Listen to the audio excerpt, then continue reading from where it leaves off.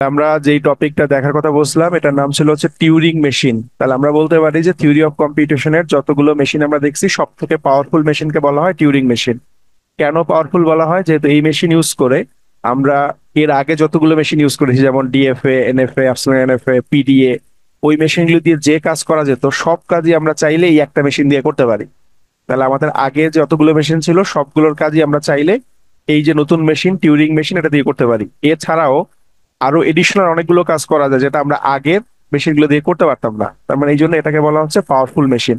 এখন এই মেশিন ইনভেন্টরের কথা বলা হয়, দেখেন অ্যালেন টিউরিং নামে একজন ভদ্রলোক, উনি একজন ম্যাথমেটিশিয়ান। উনি এই মেশিনটা জাস্ট ইনভেন্ট করছেন 1936-এ, এই থিওরিটিক্যাল মেশিনটা।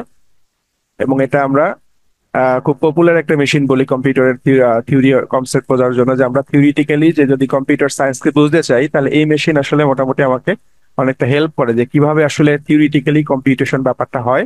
এই মেশিন দিয়ে আমরা সেই কনসেপ্টটাকে ক্লিয়ার করতে পারি। এখন এই মেশিন কিভাবে কাজ করে যদি বলতে চাই, দেখেন এখানে একটা টেপ দেখতে পাচ্ছেন।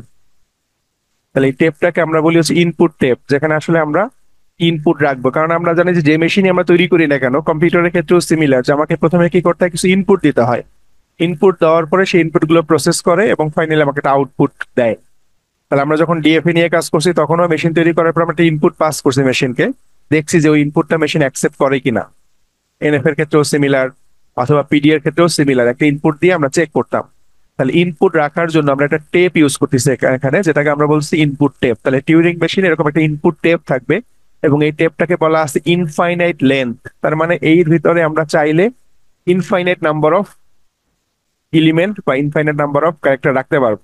তাহলে ইনফাইনাইট এই সেন্সে বলছি যেহেতু আমাদের এখনকার যে কম্পিউটার সিস্টেম চিন্তা করেন, এখানে যে আমরা সেকেন্ডারি স্টোরেজ বলেন বা স্টোরেজ ডিভাইস ইউজ করি, এটা আসলে আমরা কয়েক গিগাবাইট বা কয়েক টেরাবাইট বা তার থেকে বেশি ডেটা স্টোর করতে পারি। অলমোস্ট আমরা বলতে পারি দ্যাট ইজ ইনফাইনাইট, কারণ এখানে আসলে হিউজ ডেটা স্টোর করা যায়। যদি আমরা চিন্তা করি, যদি 1 টেরাবাইটের হার্ড ডিস্ক হয় তার মানে 1 টেরাবাইট মানে কি 1024 গিগাবাইট, বাট এর থেকে বড় ক্যাপাবিলিটি তো এখন বাজারে পাওয়া যায়। তার মানে হচ্ছে আমরা হিউজ ডেটা স্টোর করতে পারি। তো ওই রেসপেক্টে আমরা ধরে নিচ্ছি যে আমাদের যে টেপটা আছে এখানে, এটা হচ্ছে ইনফাইনাইট লেন্থ টেপ, যেখানে আমরা চাইলে এনি নাম্বার অফ লেন্থের ইনপুট দিতে পারবো। তাহলে একটা এরকম টেপ থাকবে। এরপরে বলা আছে এখানে একটা ফাইনাইট কন্ট্রোল। এই ফাইনাইট কন্ট্রোলটা মানে হচ্ছে যে ডিএফএ এনএফ এর মতোই, যে একটা মেশিন থাকবে, যে মেশিনটা কি করবে, এই টেপ থেকে সিম্বল গুলোকে রিড করতে পারবে, যেটা আমরা ডিএফএ এনএফ এ করতাম। বাট এইখানে এই টিউরিং মেশিনে যে ব্যাপারটা হচ্ছে যে আমরা এই যে ফাইনাইট কন্ট্রোল থেকে যে একটা অ্যারো দেখতে পাচ্ছি এটাকে আমরা বলছি হেড। তাহলে এই হেড দিয়ে আমরা দুইটা কাজ করতে পারবো, একটা হচ্ছে রিড করতে পারবো যেমন, অ্যাজ ওয়েল অ্যাজ আমরা রাইটও করতে পারবো।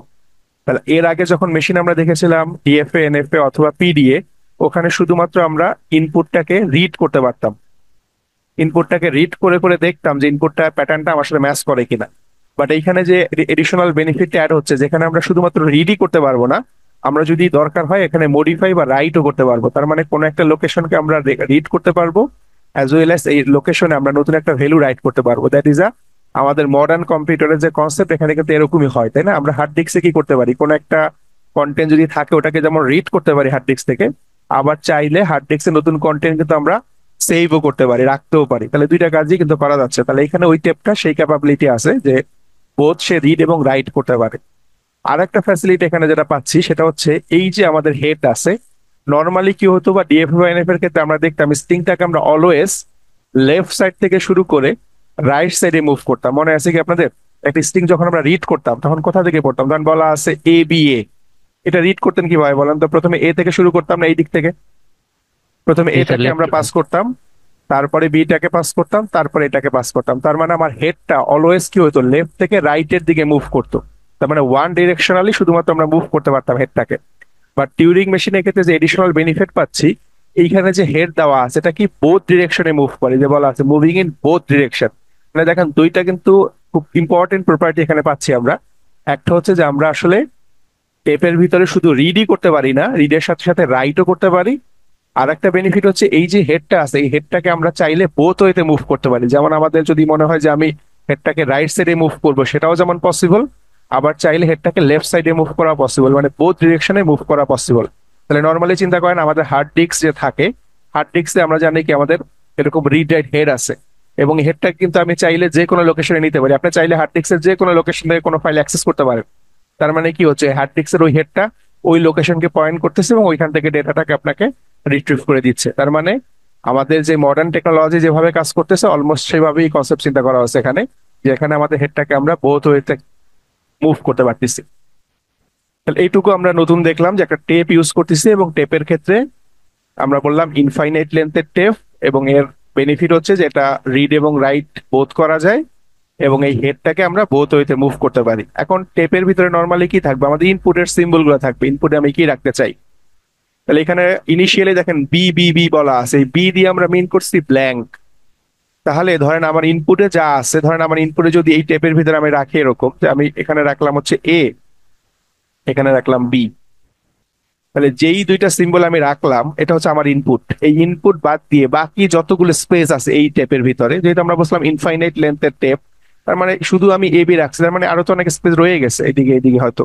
তাহলে এগুলোকে আমরা ব্ল্যাঙ্ক বলতেছি ইনিশিয়ালি, তার মানে হচ্ছে ব্ল্যাঙ্ক বা বি দিয়ে আমরা মিন করতেছি যে এই সেলগুলোতে আসলে কোনো ডেটা নাই, এগুলো ব্ল্যাঙ্ক।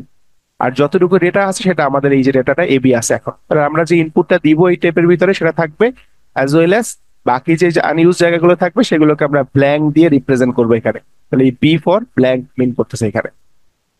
এখন একটা টিউরিং মেশিন নিয়ে যখন আমরা কাজ করবো, দেখেন আমরা ডিএফএ নিয়ে যখন কথা বলছিলাম আপনাদের মনে আছে মেবি, যে ডিএফএ তে আমরা আসলে কিছু টুপেল ইউজ করতাম। টুপেল মানে ছিল যে একটা মেশিন তৈরি করতে গেলে আসলে কি কি কম্পোনেন্ট বা এলিমেন্ট লাগে। ডিএফ এর ক্ষেত্রে বা এনএফ এর ক্ষেত্রে বা অ্যাপসিলন এনএফ এর ক্ষেত্রে আমরা বলেছিলাম যে 5টা কম্পোনেন্ট লাগে। 5টা কম্পোনেন্ট ভিতরে কি ছিল, কিউ ছিল, সেট অফ স্টেটস। এরপরে ছিল হচ্ছে আমাদের কিউ নট বা ইনিশিয়াল স্টেট। এরপরে ছিল সিগমা বা ইনপুট সিম্বল। এরপরে ছিল ট্রানজিশন ফাংশন বা ডেল্টা। আর একটা ছিল ফাইনাল স্টেট। এই যে এই জিনিসগুলো কিন্তু আমরা ডিএফএ তে দেখে আসছি, মনে পড়ে কিনা আপনাদের, Q, sigma, Q naught, delta এবং এফ। এই 5টা আমরা অলরেডি ডিএফএ বেনিফিট ইউজ করে আসছি। নতুন দুইটা যে আমরা দেখতে পাচ্ছি এখানে, একটা হচ্ছে টি দেখতে পাচ্ছি, আর একটা দেখতে পাচ্ছি বি। এই বি কি বললাম, বি মানে হচ্ছে আমাদের ব্ল্যাঙ্ক। আমরা টেপের ভিতরে বললাম যে বি দিয়ে আমরা মিন করতেছি ব্ল্যাঙ্ক, তার মানে যদি টেপটা আমাদের ইনপুট যে সিম্বলটা সেটা রাখার পর যে বাকি স্পেস গুলো থাকবে এগুলোকে আমরা ব্ল্যাঙ্ক কনসিডার করব বি দিয়ে। এই বি সেটা মিন করতেছে আসলে, যে বি নামে একটা সিম্বল থাকবে আমাদের যেটাকে ইন্ডিকেট করবে ব্ল্যাঙ্ক। আর টি দিয়ে যেটা বলছি, টি দিয়ে হচ্ছে টেপ সিম্বল। টেপ সিম্বল মানে হচ্ছে টেপের ভিতরে আমরা আসলে কি রাখবো, টেপের ভিতরে রাখবো কি। এখন টেপের ভিতরে রাখবো হচ্ছে, আমরা টেপের ভিতরে কি রাখতে পারি, আমাদের এই যে ইনপুটের যে সিম্বল গুলো আছে সেগুলো আমরা টেপে রাখতে পারি, অথবা টেপে এডিশনাল কোনো সিম্বলও রাখতে পারি, অথবা বিও রাখতে পারি। তার মানে এই টি দিয়ে আমরা মিন করি টেপের ভিতরে যত সিম্বল থাকবে সবগুলোর একটা সেট। এই সিগমা শুধু ইনপুট সিম্বলের সেট। সিগমা ছিল কি ইনপুট, ইনপুটে কি দিব সেটার সেট হচ্ছে সিগমা। আর টি দিয়ে মিন করছি টেপ সিম্বল, টেপের ভিতরে যত কিছু আছে সেটা হতে পারে ইনপুট সিম্বল, সাথে হতে পারে ব্ল্যাঙ্ক, এবং এডিশনাল আরো কিছু সিম্বলও হতে পারে। এই সবগুলোই টি এর ভিতরে আসবে। তাহলে আমরা যদি একটু একটু বলা আছে এখানে একটু দেখি, তাহলে কিউ ছিল কি ফাইনাইট সেট অফ স্টেট, যে একটা মেশিন তৈরি করতে যে স্টেট গুলো লাগবে তার সেটই হচ্ছে আমাদের ক্যাপিটাল কিউ। দেন টি হচ্ছে কি টেপ সিম্বল, যে সিম্বল গুলো আমরা টেপের ভিতরে থাকবে আগে থেকে অথবা রাইট করব আমরা, এগুলোই হচ্ছে আমরা টি দিয়ে ইন্ডিকেট করব। বি হচ্ছে ব্ল্যাঙ্ক। আর সিগমা তো আমরা অলরেডি জানি যে ইনপুট অ্যালফাবেট, যেগুলো আমরা আসলে ইনপুটে প্রোভাইড করব।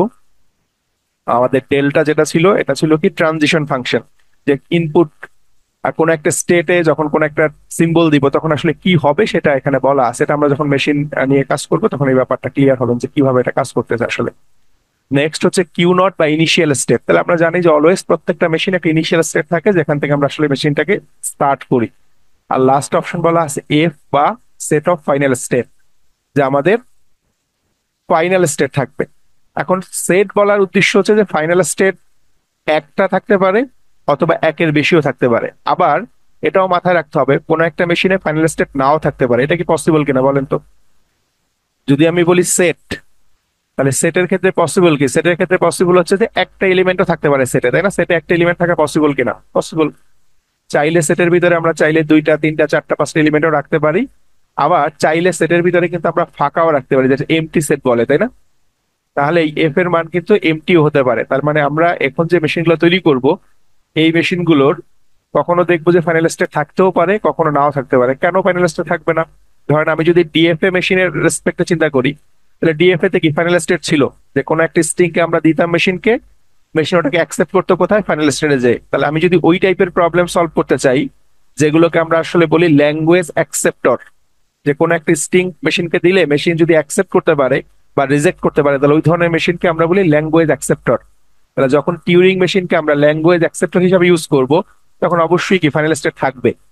বাট আমরা যদি এরকম করতে চাই যে আমি দুইটা নাম্বার দিব মেশিনকে, মেশিন এই দুইটা নাম্বারের যোগ করে যোগফল আমাকে দিবে, তাহলে এইখানে তো আসলে ফাইনাল স্টেটের কোনো কনসেপ্ট নাই, কেননা আমার তো দুইটা নাম্বার দিলে ওই নাম্বার দুইটার যোগফল আমার দরকার, আমার তো কোনো ফাইনাল স্টেটে যাওয়ার দরকার নাই। তাহলে এই ধরনের যে ব্যাপারগুলো আছে, যে কি করে যে কিছু ডেটাকে প্রসেস করে একটা আউটপুট দিতে পারে, যেটা আমরা মুর বা মিলে মেশিনে ক্ষেত্রে দেখছিলাম, ওই টাইপের কাজ যখন আমরা টিউরিং মেশিন দিয়ে করব, সেই ক্ষেত্রে টিউরিং মেশিনকে আমরা বলি হচ্ছে ট্রান্সডিউসার। ট্রান্সডিউসার মানে হচ্ছে কোন একটা অপারেশন সে পারফর্ম করতে পারে, তার মানে আমি কিছু ইনপুট দিব মেশিনকে, মেশিন ওই রেসপেক্টে আমাকে কিছু আউটপুট বা রেজাল্ট দিবে। তাহলে যখন আমরা এই ধরনের কাজে টিউরিং মেশিনকে ইউজ করব, তখন দেখবো যে টিউরিং মেশিনে আসলে কোনো ফাইনাল স্টেট থাকবে না, কেননা আমি তাকে ইনপুট দিব, ওই রেসপেক্টে সে আমাকে একটা আউটপুট দিয়ে দিবে। তার মানে ফাইনালে অ্যাকসেপ্ট হওয়ার কোনো ব্যাপার নাই। অ্যাকসেপ্ট শুধু তখনই হবে যখন আমরা সেটাকে আমরা ল্যাঙ্গুয়েজ অ্যাকসেপ্টর হিসাবে ইউজ করবো, তখন আমাদের থাকবে। তাহলে এই জন্য সেট বলা আছে এই কারণে যে থাকতেও পারে ফাইনাল স্টেট, আবার না থাকলেও কিন্তু প্রবলেম নাই। তাহলে আমরা বেসিক কনসেপ্টটা জানলাম।